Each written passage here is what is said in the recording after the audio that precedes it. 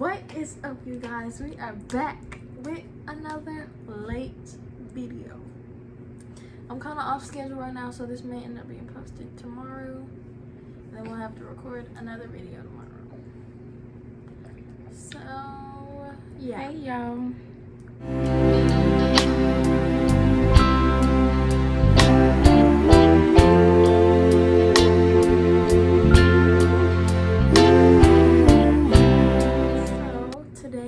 To be reacting to Mr. Nightmare. We watch Mr. Nightmare faithfully. Yes, every time he posts a video, she put me on to Mr. Nightmare. I'm a reader, so to actually hear somebody just listen to their voice while they animate, well, not animate, bring a story to life, I love it. I absolutely love it. And his voice is just it's perfect. Yeah. Yeah, y'all should go subscribe to him. Definitely subscribe to Mr. Nightmare. He is worth it. We've been watching him for a few years now. He's pretty cool. Okay, so let's hop into the video.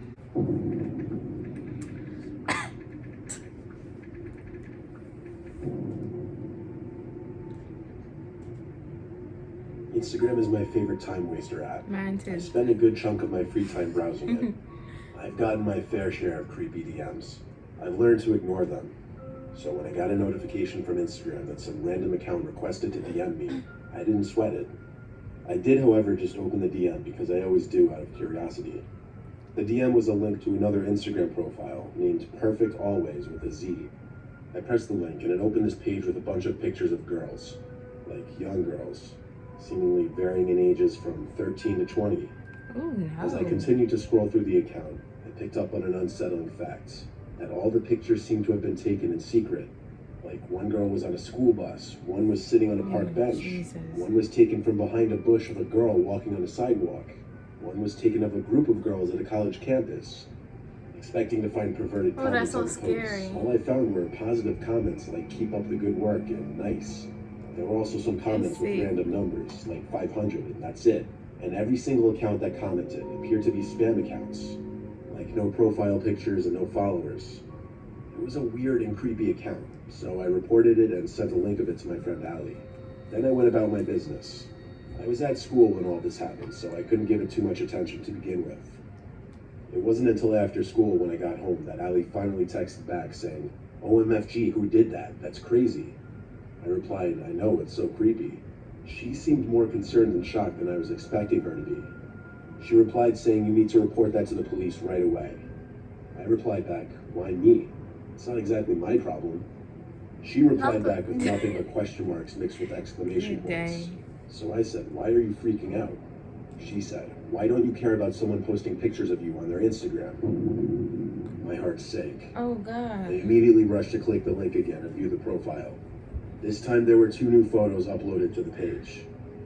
One of a girl in the passenger seat of an SUV, and one a picture of me walking home. Oh no. It was taken from inside a car parked on the side of the road. I remembered seeing that car, and I remembered noticing someone sitting in it. This just seemed unreal. I called Allie at once, freaking out. I told her why I didn't understand at first, and explained how some random account DM'd me the link. Allie told me to report it to Instagram and the police. I told her I reported it to Instagram already and told her to do the same.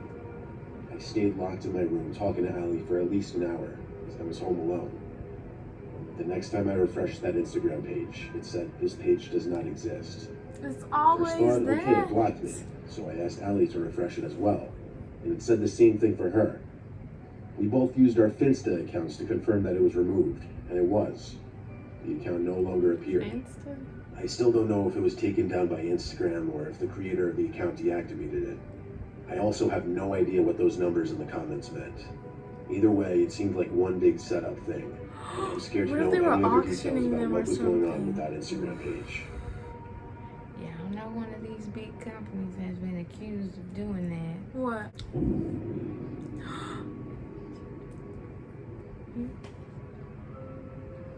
This situation happened in my first year of high school. I was 15 years old and lived pretty far from school. which resulted in me taking public transportation to and from there. What? My Instagram was set to public back then, and I never really cared much about who followed me, which, in retrospect, being a young teen, I should have. My page was pretty standard. I was visible in most of my posts, posing by myself or with a couple of my friends for the most part. I also post a lot of my story, which for those of you who don't know, allows users to share photos and videos to their story for 24 hours. In those stories, I would sometimes include a shot of me waiting for the bus or at the subway with music playing in the background. That's totally I remember exposing your posting such location. one day and randomly looking at my stories and seeing who viewed them. I had around 120 views, most of them from people I knew. One account in particular stuck out. The profile pic showed an unfamiliar middle-aged man. The selfie was taken at a weird close-up angle, like those cliche parent selfies. He had seen every one of my stories posted. I'm not one of those parents. I I know didn't my really think that angles. much of it. It and was continued be about my locked day. to the sun. Hours later, when I was nearing sleep at around 2 a.m., I got notifications that that same man had requested to DM me, followed me, and liked all my posts. I had about 12 posts, so it wasn't a crazy amount of notifications. I opened his DM and it just said, "Hey," with a smiley face. Not I the smiley definitely face. found this crazy weird, so I didn't respond and checked his profile. His username was odd. Sam with a bunch of numbers. He only had one post. A That weird always angled makes selfie me feel with like 2 his likes. spam account. I finally got a decent look at his face. He Is was that pale and him? bald with dark tinted sports glasses. Oh my gosh, I think Seemed that's to be actually wearing a ripped him. white t-shirt. He had 5 followers and was following around 400 people, which mostly consisted of teenage girls, young women, and a few celebrities. Realizing what an actual creeper this guy was, I blocked him, plain and simple. In the morning, I got off the subway stop that's next to my school and took a seat on the bench in the middle of the platform to adjust my backpack. Upon doing this, I felt someone watching me. You The can always platform was feel packed it. with people, You so can. I thought maybe it was just my anxiety. 80% of the time you wake I up in rose the up middle and of the tried night to is find because the now someone's watching familiar you. middle-aged creep staring at me. Or you His just a eyes light were sleeper. glossy I'm a blue light color, sleeper. sunken and droopy. He stood a good 20 feet from me, just gawking with an angered frown. I felt a strong urge to throw up and cry at the same time. My skin prickled and That's my a whole body filled reaction with for fear. you. Everything I was feeling was multiplied by 1,000 as I realized he was slowly walking towards me. Oh, God. No I one would've been paid any running. attention. No one batted an eye. And I remember breathing hard and heavily, wishing someone would pick up on what was happening. I turned and speed walked around and past people trying to lose him. Though with each step I took back, he took 2 steps forward. He was getting a lot closer to me by the second. It was all happening so fast, and I, honest to God, didn't know whether to continue to run or attempt to draw attention to him. I ran into a woman with a seemingly friendly face on the stairs, and that's when I decided on the ladder. I told her that guy in white is following me. As I spoke, I heard my own voice quiver, and that's when I realized how afraid and panicked I actually was. She noticed the man I was referring to at the bottom of the steps, and right away she called him out. She told him to stop following me or she'd call the police. Her shouts made him freeze as others began to stop and take note of the situation. Thank God for She her. stood protectively in front of me, waiting for his next move. I took the I wish opportunity you to snap a would. quick pic of his face, that I would later use to report him. That's how In my she head, was all I thought staying. was, he's not going to do anything with people watching me. He can't be that stupid. Uh-oh. And I was right. He turned around and Oh. got on the next subway train. The I was woman about walked to me to my say. school, and on the way, I couldn't help but wonder how that man could have possibly found me. And then I remembered. I posted a story of the subway stop I got off. That realization alone made my skin crawl and taught me a very important lesson to never reveal your specific location to your public social media. Right. After the woman walked me to my school, I thanked her and actually gave her a hug. I don't know what I would have done if That's she right, I hadn't would've stepped too. in. I wasn't brave enough She to was say her anything to little the man. guardian angel So on frozen in earth. fear. But that woman was. And I'm forever grateful for her. And I hope that if anyone is ever in her position, that they will step in Step and use their up. voice to help. Exactly.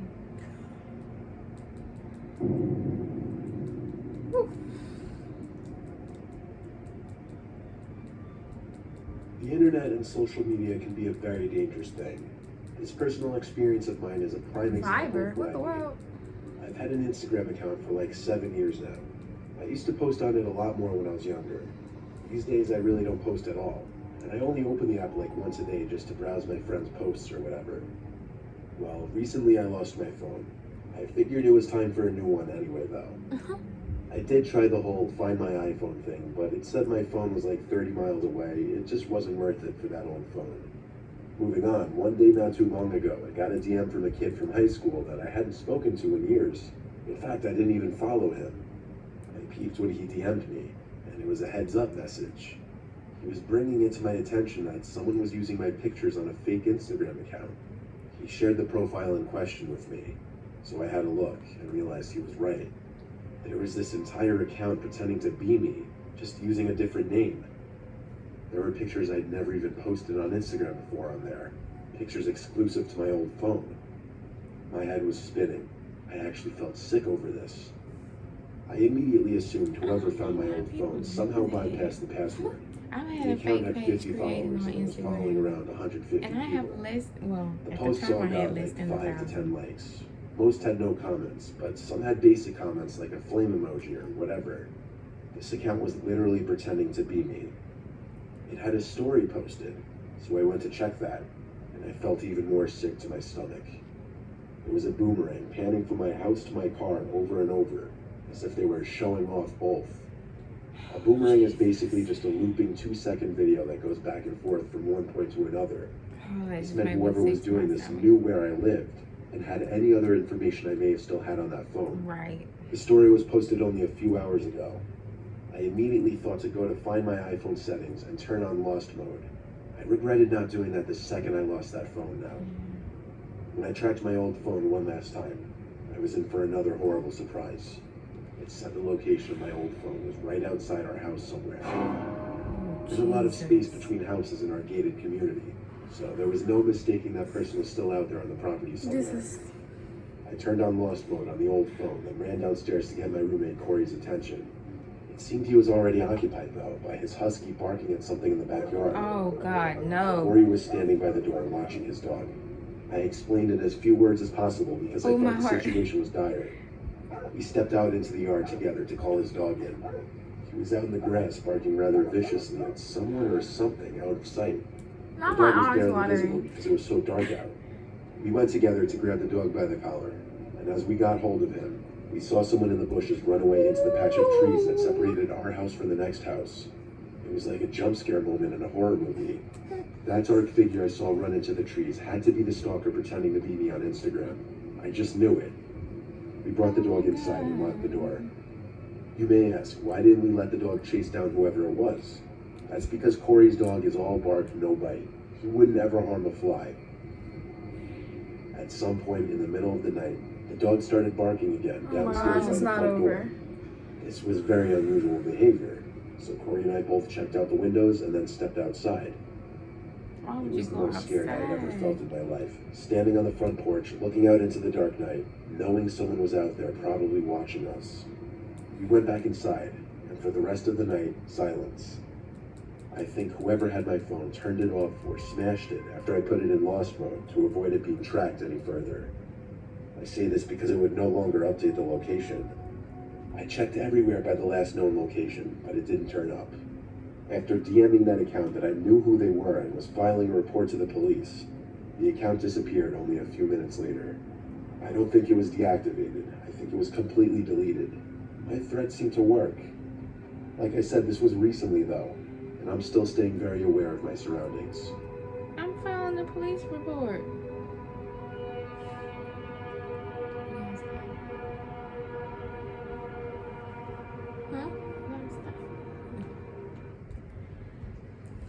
Y'all, this is why you need to go subscribe to him. Like, he has the best voice for this. It's amazing.